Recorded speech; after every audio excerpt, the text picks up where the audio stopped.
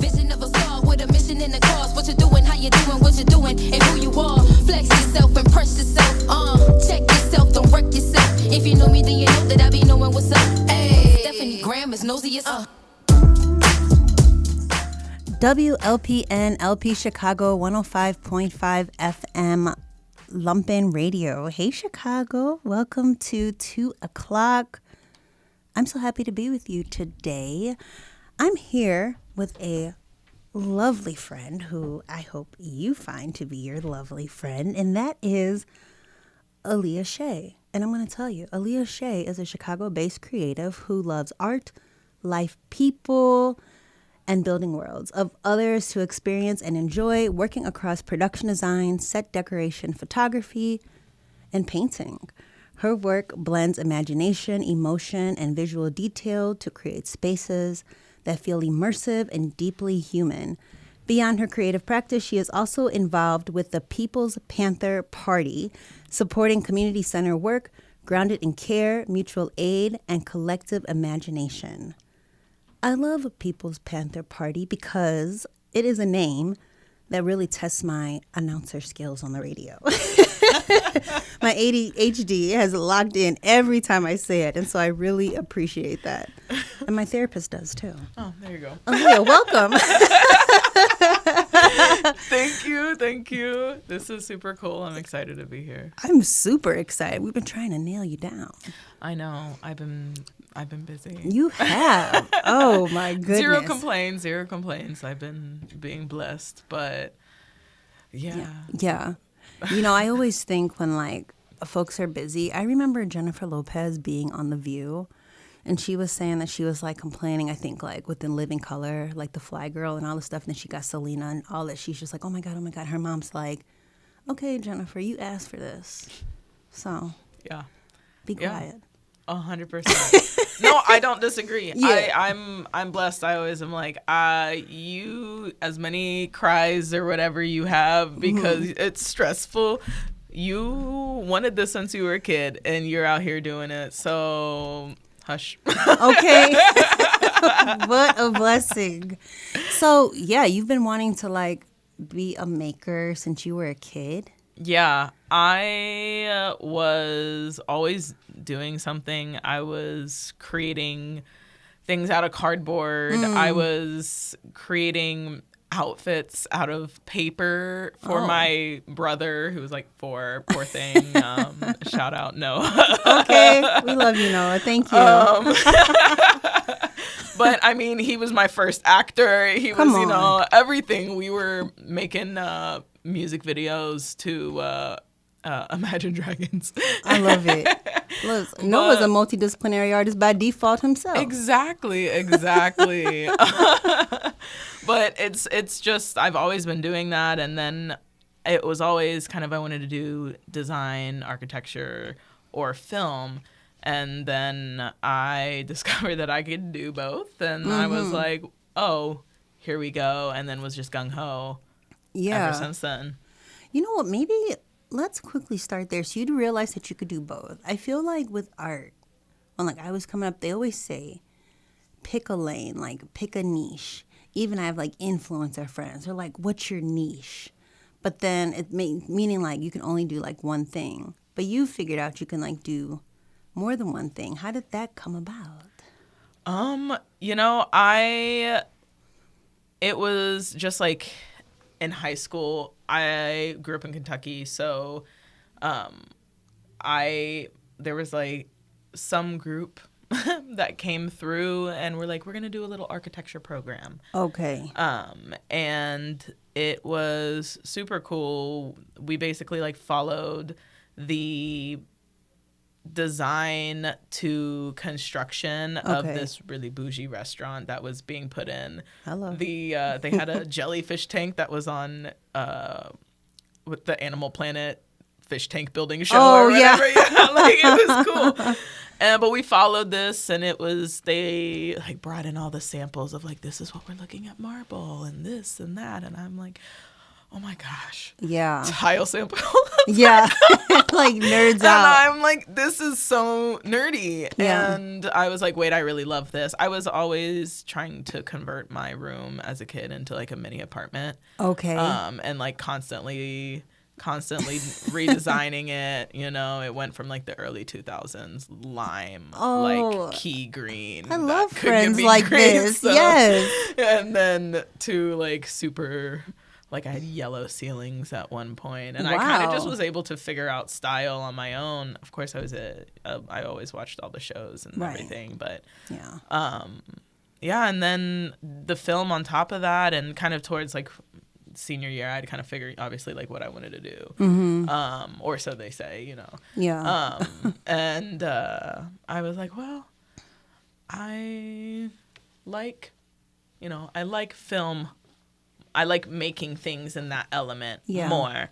And I was always like, oh, you know, if I wanted to do interior design, I could do that on the side. And that can be a hobby, you know. And then I got into film school, and I was on a director's path, which I still like to do.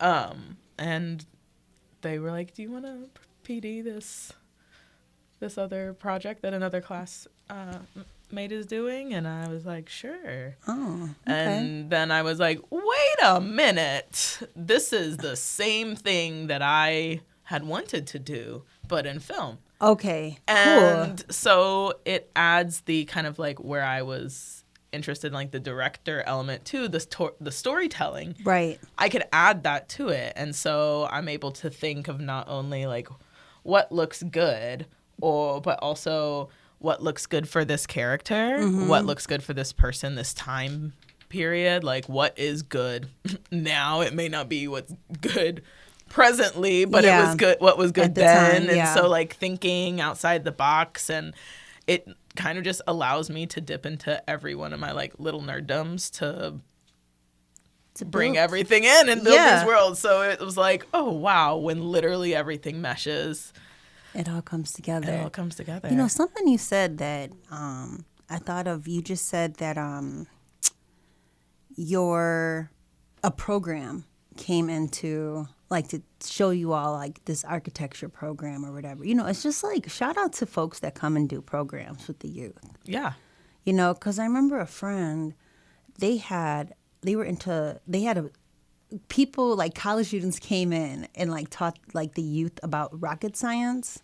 And then he like really took to it, and then like really, like it like totally changed his trajectory. He started to become a rocket scientist, and it's just all with, you know, these different programs that are like offered to people. And I'm just like, how lovely. Yeah.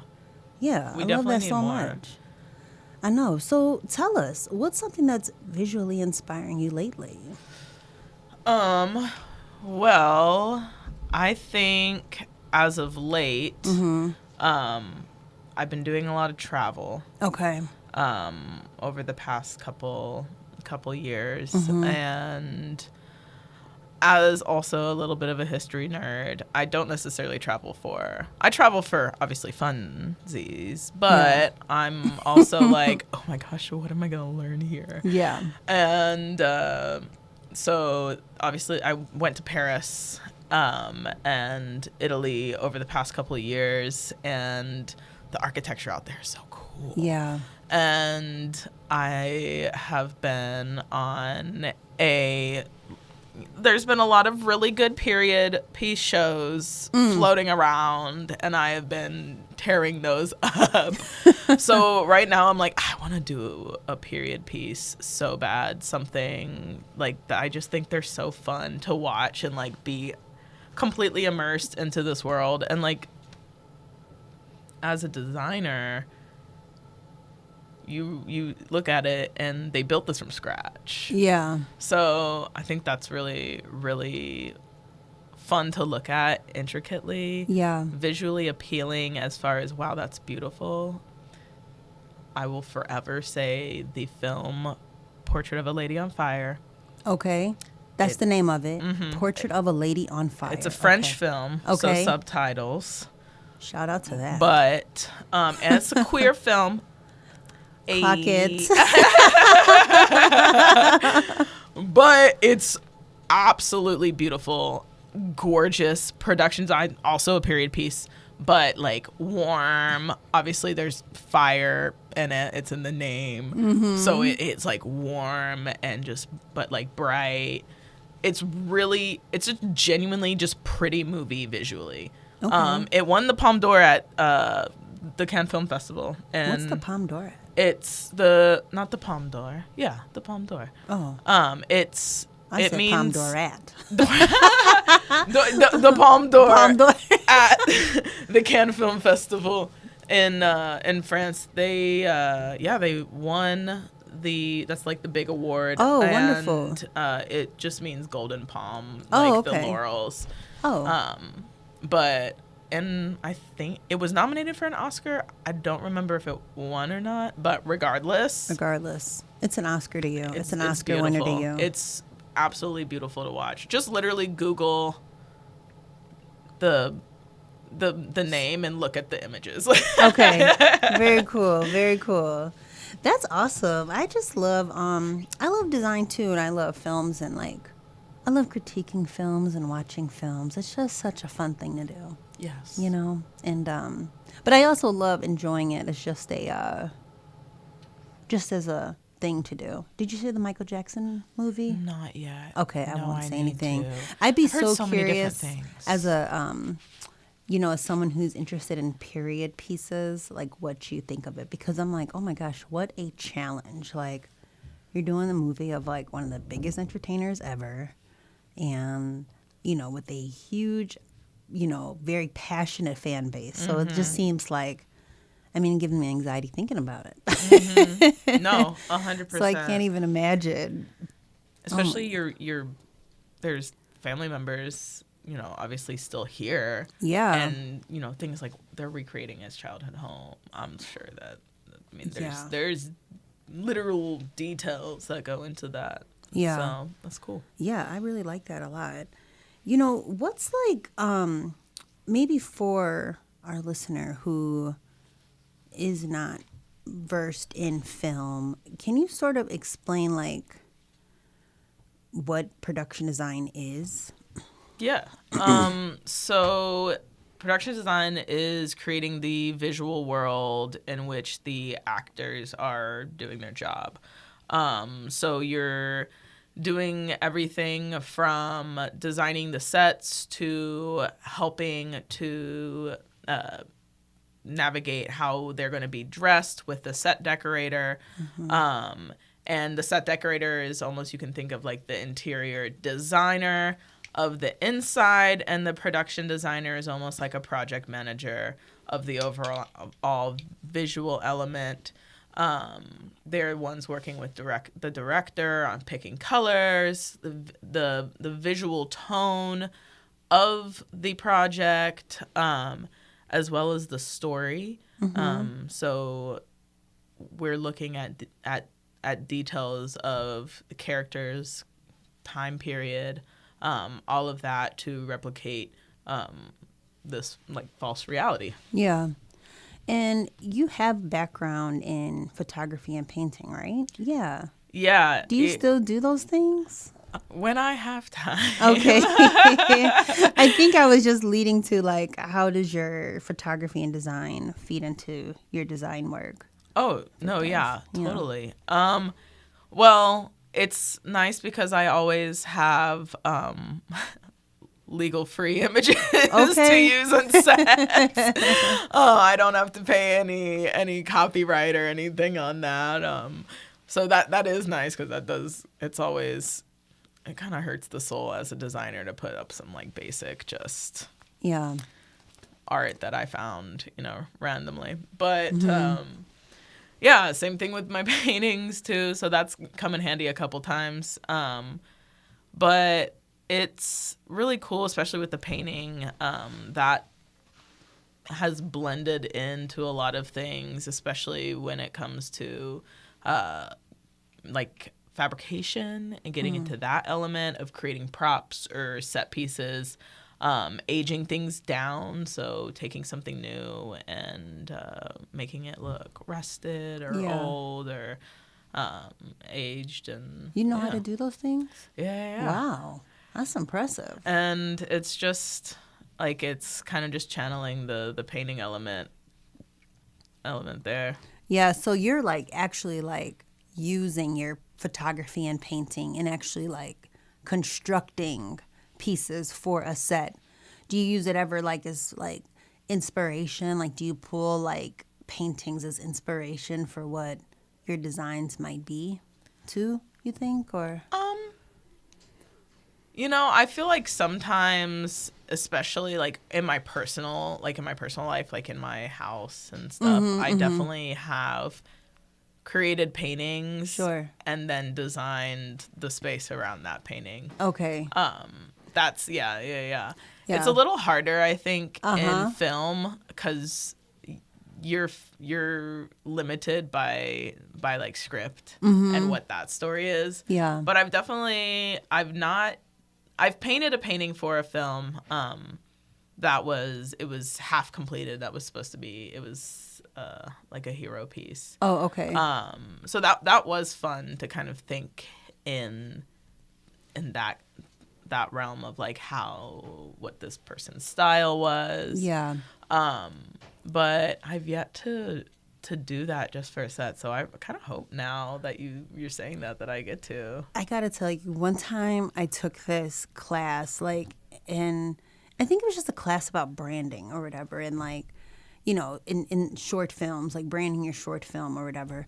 And this girl in her class, she had this short film, and somebody asked her about her mood board, and it was all like illustration and painting references. And I'm like, I can't even. I was like, wow, that's like how you see like through painting and pencil drawings. I just thought it was like so fascinating because I'm always like quick to pull some picture. I got a phone full of screenshots, and all sorts of things like that. And so I'm always just like, wow. But I really love that you have that skill set to bring to a set if need be. I know, shout out to Aaliyah Steele. We worked on a film where the kitchen had like a weird countertop, and so she needed to put a piece of wood there, but she like painted it to just match the marble. And I'm like, wow, so painters really have skills. I don't have that skill. They would have just been out. So I've always like just so impressed by that. Are there like recurring textures, colors, or themes that you always come back to personally yourself when you're designing, or things that like, when you're working on a set that you just personally gravitate towards, that you feel like you're pulling towards a project time over time? I feel like I really like to hyper focus on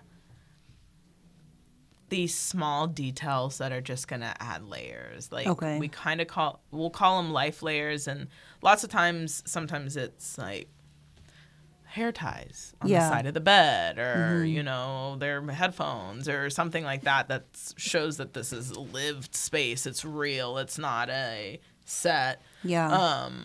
But also things of like you're in a childhood home, so you look, and on the door frame there's the height markers, or kids' drawings on the fridge, or notes from mom, or these small little details that you don't notice individually, but when you see side by side with and without, you realize the dimension and the story that it adds. And it's kind of cool to see the project come together as I do that. Yeah. I know there's always like that line in film, if it looks like a set, you didn't do your job or whatever. So listener, next time you're like watching TV or a movie, like see if you can like notice the things outside of just the characters speaking and other elements around.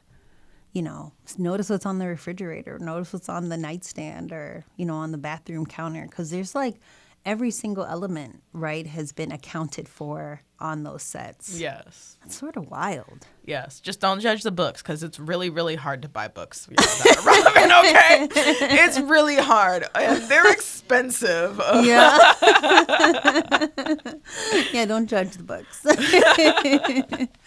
Oh, my gosh. So, like, when did you realize that, like, environment could tell a story? Because you've shared, like, how you learned, like, you know, like the marble and all these different things. But, like, was there a certain project you were on where you were, like, clicking? You're like, wow, like, what I put into this set is really, like, speaking to this character. And, like, did you ever have a moment like that?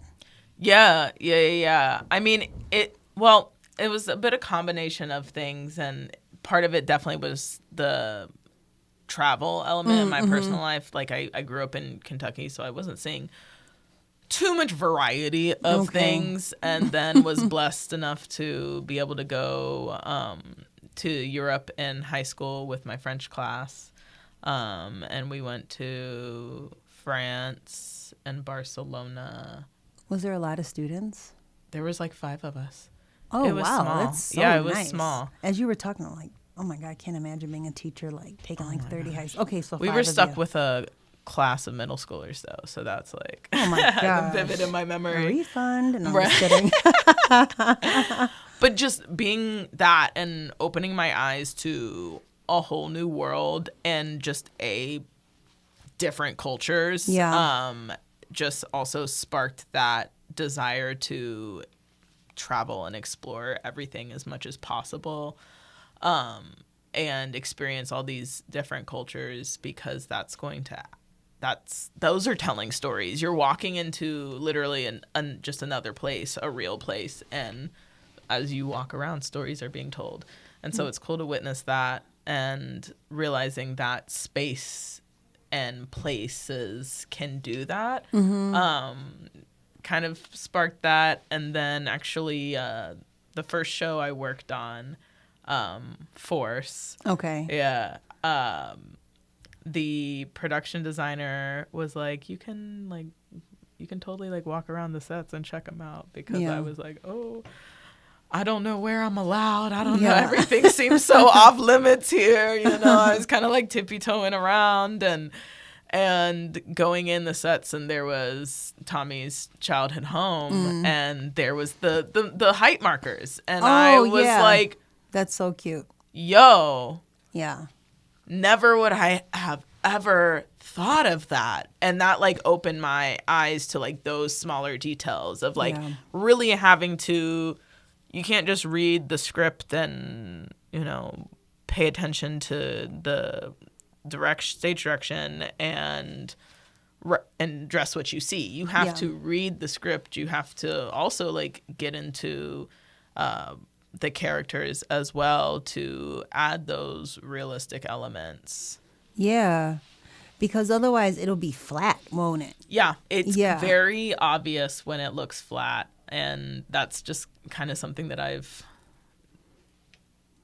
noticed more so, like, as I've decorated more and grown too from that. And yeah. I'm laughing because I think about any actor listener might be able to actually like tell us who this is, but I feel like there is a service, like if you're an actor, you can get time to like go to these sets and like act on them. But the sets don't, which makes sense, right? You can show your range as an actor. Like they give you these different sets, but there's no layers to the set.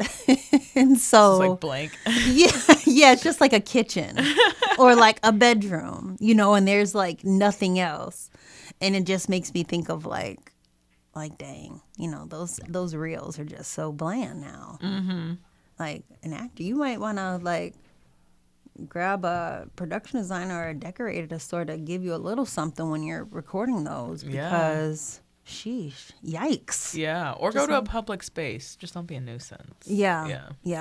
I know, don't be right? that person. But yeah, I would actually love it if I was shit. having coffee and I would see like somebody was like trying to make a little film across from me. I would love that. Yeah. I would continue to just be an unknown extra. I would do that.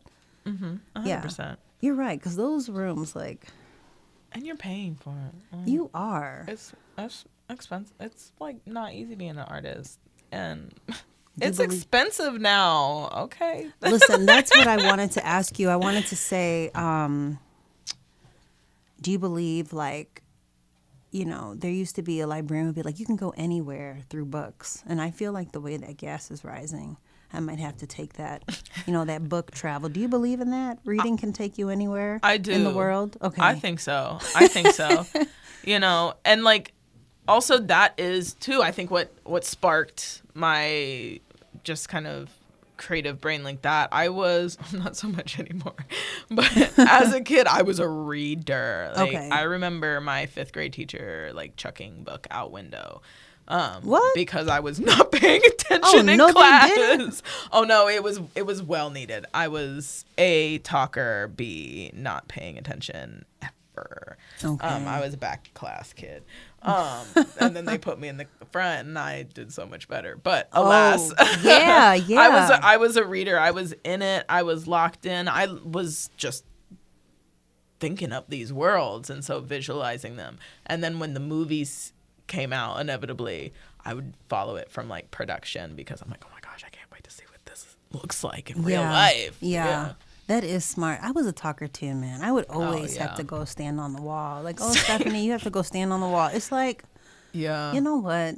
I was a heathen. I really was. I'm not gonna lie. I really was, especially in school. I was a class clown. I was a talker, like notorious talker.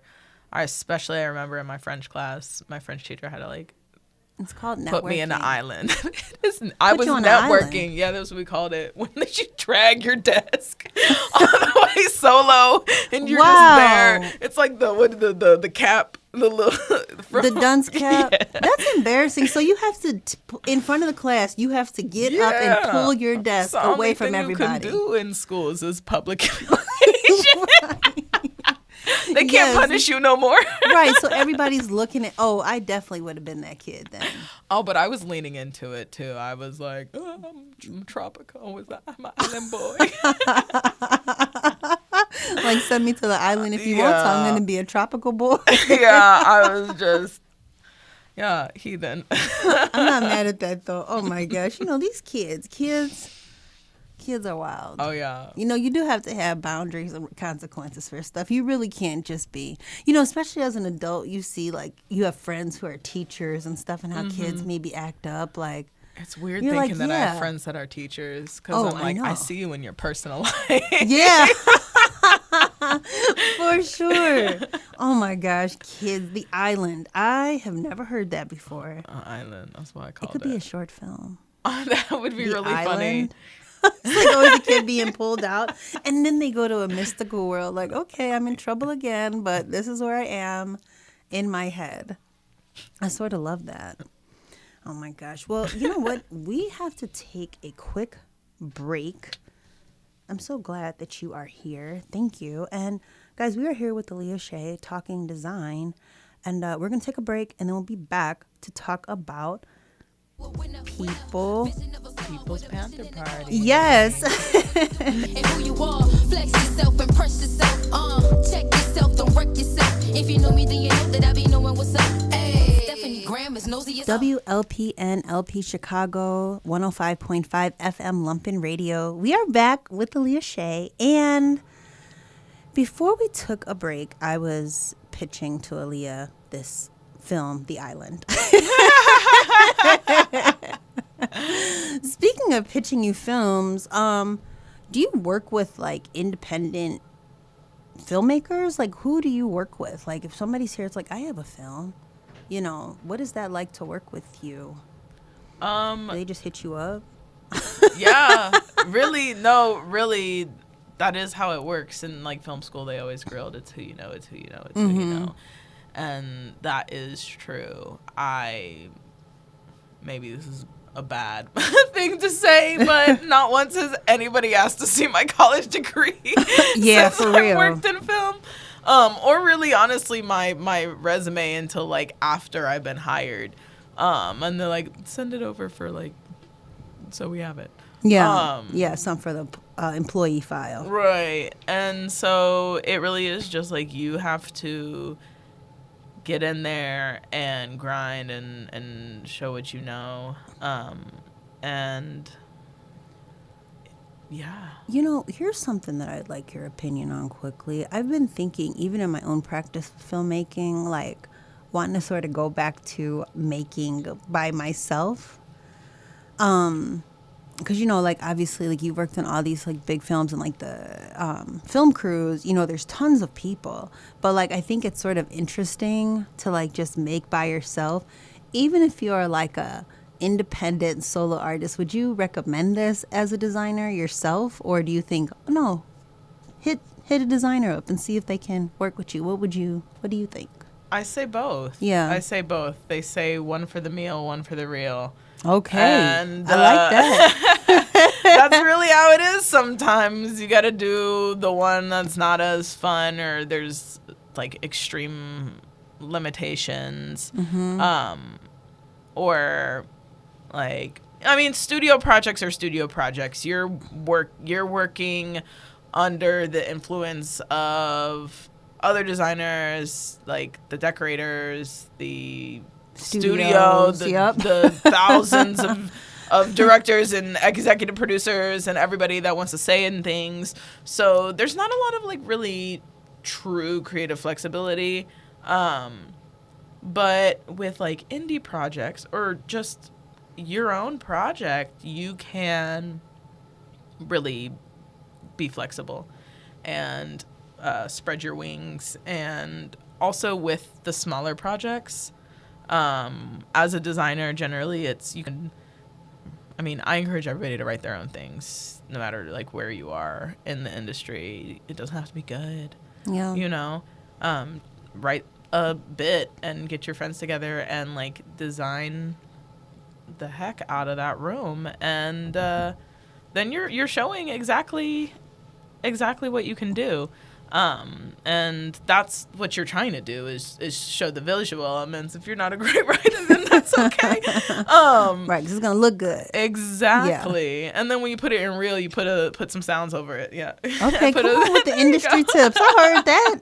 I'm not mad about some that. Cool cuts and a good song, and there you go. But in a lot of those projects too, they'll give you that flexibility. They're like, we recognize that generally indie projects won't pay as much as a studio project because they're either union or they just have more. I mean, they got more money behind them, but you're allowed a lot more flexibility to really, really showcase your work. Yeah, and also I think in that element it showcases the like how much you can do with what you have. Yeah, and that's also what I think people are looking for as well is are you performing the same way and delivering the same quality with every like level of resource that you've had. Okay, that's good advice. So let's talk about People's Panther Party. Yes. Because not only are you designing for the screen, but you're designing for the people as a community piece. Yeah. How did you get involved with People Panther Party? It was kind of just something that came up over collective exhaustion. Collective exhaustion and just the kind of feeling that of helplessness, and as someone who wasn't necessarily active in like community organizing, avid protester, but I wasn't involved really to that level, and more so just because I didn't know where to go, it was overwhelming for me. But I also felt like I didn't have anything to contribute, and was just like making up excuses of why I didn't fit in there.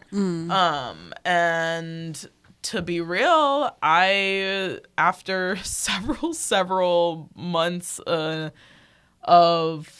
literally waking up every morning and like being in tears at the state of the world because every single day it was something else. Yeah. And I'm somebody that like it genuinely does not sit well with me when like there are other people suffering and like I'm just it's here. Hard. Yeah. Yeah. And I don't think it's fair. And, you know, I feel like there was a lot of helplessness. And so kind of channeling that and being like, well, I can do something in my own community. And I live in Pilsen. And we were very much targeted the past summer. And so that also kind of played a role. And witnessing a lot of things I've like never witnessed before. Yeah. And so, yeah. And we got together. We started a reverse candy drive. A reverse candy? Yeah, for Halloween. Oh, okay. Sorry, yeah, for Halloween. We started last year. That's when we launched a reverse candy drive. And within 24 hours, we had like 12 local businesses that were participating. What's the reverse candy drive? We got a bunch of candy. We got a bunch of donations, and we went and we made little goodie bags. Oh, okay. So that we had pickup locations at all these businesses, and people could go to protect the safety and privacy of those that they know. They could go and pick up their own candy and then deliver it to them on Halloween, because I was literally on a plane back to Chicago like the day before Halloween, and I was like, oh my gosh. And I just had the realization that there's like all these kids that have to sit inside and watch all of these other kids have fun. And I was like, it tore me apart. That's not cool. Yeah. That's not cool. And to be young and have no really grasp of the why, it's a lot. And so I just was like, okay, you know what? I've been sitting on this. This is the time. Like, let's go. Like, we had been talking about it.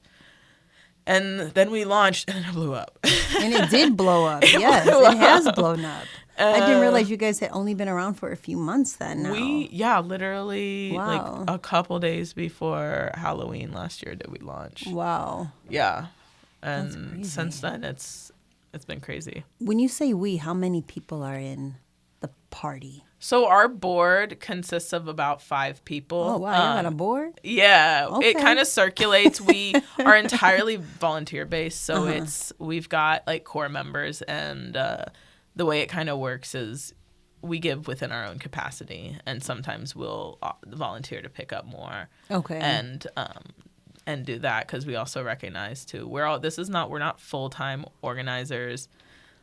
We all have our own like day jobs, and this is really something that is just born out of passion to build community and take care of community, and passion and inspiration by the amazing revolutionaries that have raised us, and we've grown up hearing of and learning of their mission and teachings. And yeah.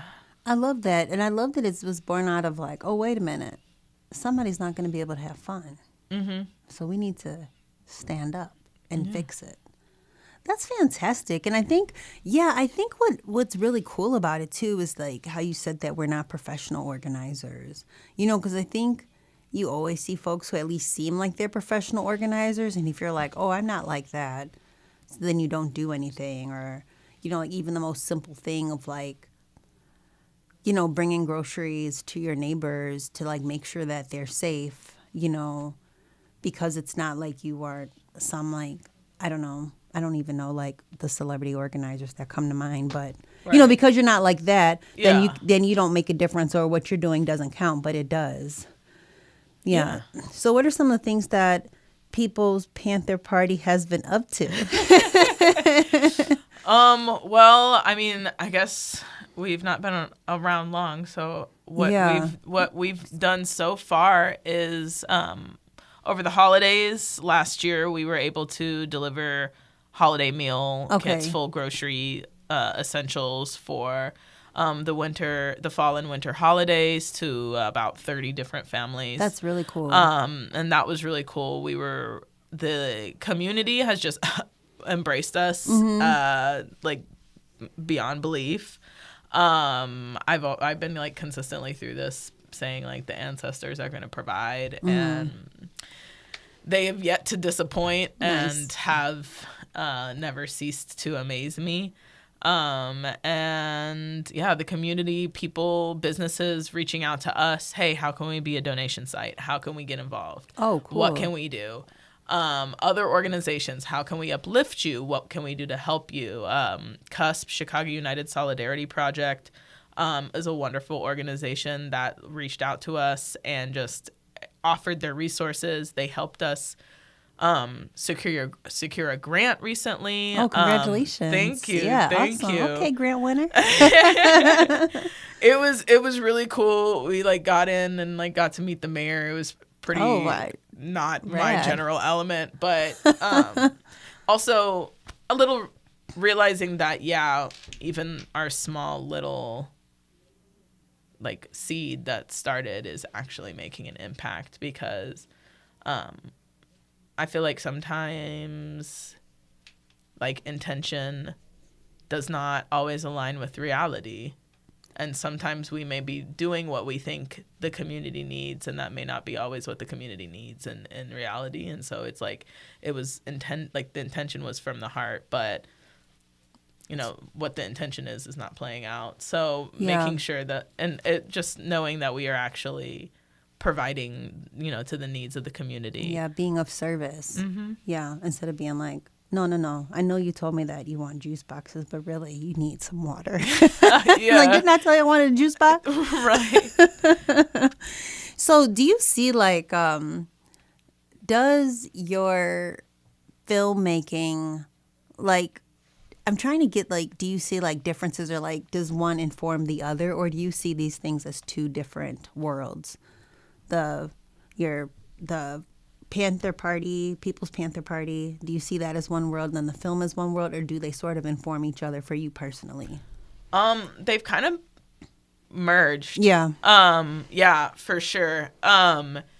It's opened up a lot of like opportunities for like collaborations as well, like connections into the creative world.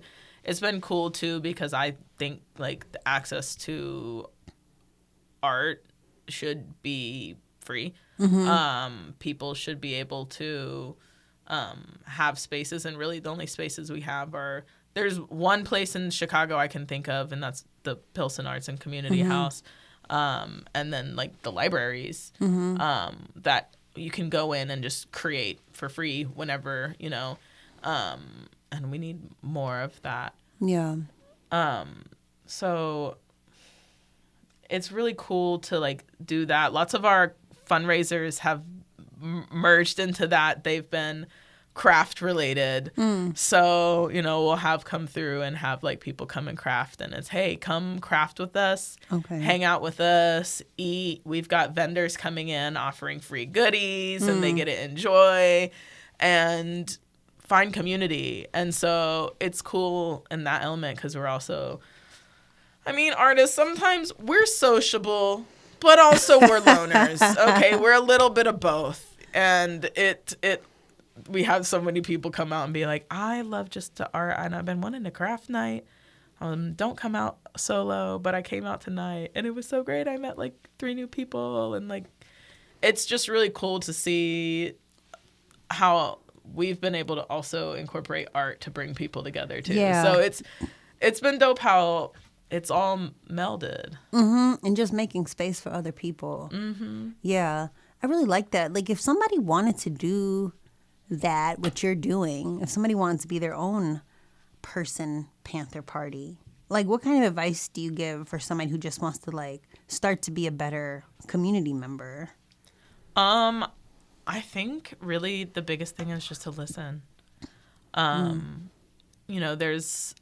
You can do research. There's so many meetings and like meetups and like things. alderman meetings? That there's community meetings. There's Oh. various community groups. You know, there's sometimes they're in association. Well, not they're in like not direct association, but they'll partner just for space purposes or whatever. For resource purposes with the local aldermans because they do support the community, or are supposedly the representatives of that community. But they will do reach out, community outreach. Okay. There's also so many like other organizations too that like can be of resource of you on an individual level. You know, they offer, hey, if you have a family that you know that needs groceries, come shop at our, come shop our resources. Okay. You know, come through and get our donations. We receive this. It's especially in Chicago, as of late, mutual aid is mutual aid. Yeah. And so you can do something on a small scale and you're not solo.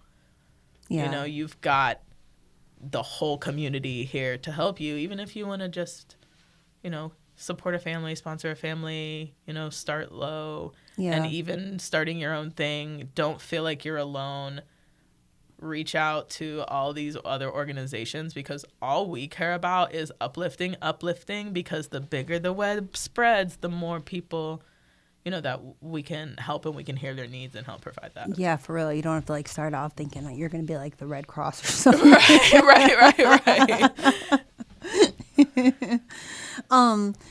Thinking about like your design, like what's your favorite neighborhood, like well-designed neighborhood, or not well-designed, but what gives you the vibe? Pilsen. Okay. Yes. Shout out Pilsen. I absolutely love Pilsen. Mm-hmm. It's reminds me of like so many places I've called home. Obviously Chicago is one. It's like the only place in the city where I'm like walking the street and someone else initiates the good morning. Oh. And I'm like, oh my gosh, good morning, hello, how are you? Like a smile, a nod, a good morning to everybody you walk on the street, not the like classic Chicago quick shift glance and speed walk past. So it's like very neighborly. It's a much more community based community. Mm-hmm. And of the places I've lived in my life, that is definitely up on the top. I do love that. And the art. Yeah. The art. I mean, it's very colorful. The art, it's gorgeous. The culture, obviously, that you can't have Pilsen without that. The history. Yeah. I think it really is just a general like appreciation of life, people, and community, like that neighborhood. Yeah. With your what other kinds of like what's your dream for People's Panther Party? Y'all, when I say it, I just keep nodding my head. It is just like it's such a good thing for me too. I love the name because it like makes me while I'm like thinking to say it with all the P's, but then like as I say it, I have to think about like my own care of community because of like of it being about for the people. Yeah. Yeah, like what kind of spaces do you think make people feel cared for? I think spaces where people feel heard. I think that is kind of one of the bigger issues, I think, in like people feeling like they don't have community is they don't feel like a space where they can be heard. Mm-hmm. And I think equally, I think there's a lot of gatekeeping in communities as well because there is such a lack of community. There's equally so a sense to preserve as well. Okay. And I think sometimes it kind of crosses over. Interesting. But I think it's just valuable to have that and have it for anybody. And there's community isn't just like going and saying hi to your neighbors or going to like there's different ways to it. There's so many different ways to do it. And like even just like I went to a comedy show, or sorry, not a comedy show, a magic show. Oh, even okay, cooler. fun, yeah. The other day, and it was small, and I was in the front, but it was equally like it wasn't just I was going to show. It was interactive, you know, talking to neighbors, other table people that I didn't know. So sure, it was cool. It's you can think outside of the box. Yeah, that's just like be outside of the box by just being friendly. Mm-hmm. Yeah, saying, hey, what brought y'all here tonight? And you never know what conversation that's going to start too. It's true. I feel just talk like to people. Yeah, just start talking to people. I feel like I've had to work on gatekeeping thoughts just because of true crime. I'm always ready for somebody to come up and try to start something, and I'm like, you know what? So now that I've pulled away from true crime, like when I used to work on y'all, like Chicago PD, and it's like, oh my God, there's always something going on. But when you read those scripts and stuff, that starts to go into your system, Mm-hmm. So I'd be like, no, nobody's gonna try to like say, hey, come here, like chase me around the magic show. Right. And though, I mean, we are in Chicago too. So like on the streets that be happening. But I also, my mentality is like, obviously to an extent, if you play it off, then it like turns into a bit. Yeah. Almost. And then it's like you're walking away rather than being like, you're being like, like, it's different. Literally walking in here, there was some dudes that were like, are you a mother? And I was like, no. And his response was, you will be soon. Like, whatever that means. And I was like, I absolutely will not be. And we all laughed. And it was like, whatever the intention was behind that, it turned into a giggle. And that's, I didn't feel any type of way. I left giggling, so, for sure. Yeah. I love giggling. I love a giggle. We've been giggling all day. We certainly have. Yeah, and instead of thinking like, oh my gosh, you're going to start something. Like, you know what? They probably just want to giggle. Mm-hmm. They probably just want to have a good time. If you turn it into a giggle, as long as you can. Yeah. It flips the narrative of the situation. It gives you more control in the situation. At least that's me as a woman in Chicago. Like people saying some random stuff to me. Yeah. Yeah. What other things do you have planned with People's Panther Party? Oh yeah, do you guys do things like every week, or can you like give us like the menu of what's popping with y'all? We've been cooking. Okay. We've been cooking. We've been silent. We know y'all. But we have been cooking. The grant has opened up a lot of opportunities, and we kind of just taken a little bit of space for ourselves as of late, since we launched our biweekly food program. Okay. We do biweekly grocery delivery. So while we were launching that, on other elements, we were kind of just taking some space to get some other things in order for like the spring. And as well, since we popped off so quickly, to kind of rest and recover, because we were putting a lot of our energy into that. And our biggest thing is we want to be able to provide for the community, and we don't want to burn ourselves out in the process, because then we're not able to give to our full capacity. So we've been cooking. We've got some events in the future. Tomorrow we launch our newspaper, the Free People's Press. Oh, fun. It started as a newsletter on our Instagram and website, and we'll be turning it into a quarterly newspaper. Oh, okay. Like an analog newspaper? An analog newspaper. Okay. Yes. Cool. You can fling it out with your coffee. Right. No need to scroll on our phone. Right. Something tangible. But also, like, providing that access to that information to also other generations that are not probably on Instagram, or are also just more tangible, needing Like, some people just need to read too. Yeah, it I doesn't don't have to do like with to be your on the socials. Yeah. Yeah. So just having it in another element. But yeah, super exciting. It's going to be at Foxglove Coffee. Okay. From 8 a.m. to 12 p.m. Wow.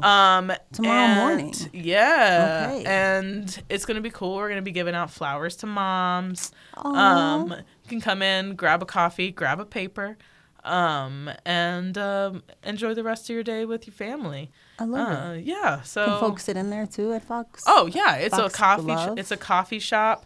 They've got delicious bagel sandwiches. Oh yeah, on, somebody. It's good. Come It's on, good. somebody. Yeah. Woman-owned business located in Pilsen. Nice. Yeah, it's a phenomenal spot. So Okay. definitely come through. Enjoy some food, community, Mm-hmm. and we'll be having some other activities going on as well. It's a great way if you want for you to learn to start a conversation with somebody at the next table. Exactly. I love that so much. I would love to have a coffee shop. I feel like I just want one so bad. You know, my neighborhood, we only really have Dunkin' Donuts. And I feel like I've complained about that too before. I'm having deja vu. Yeah, yeah. We be talking.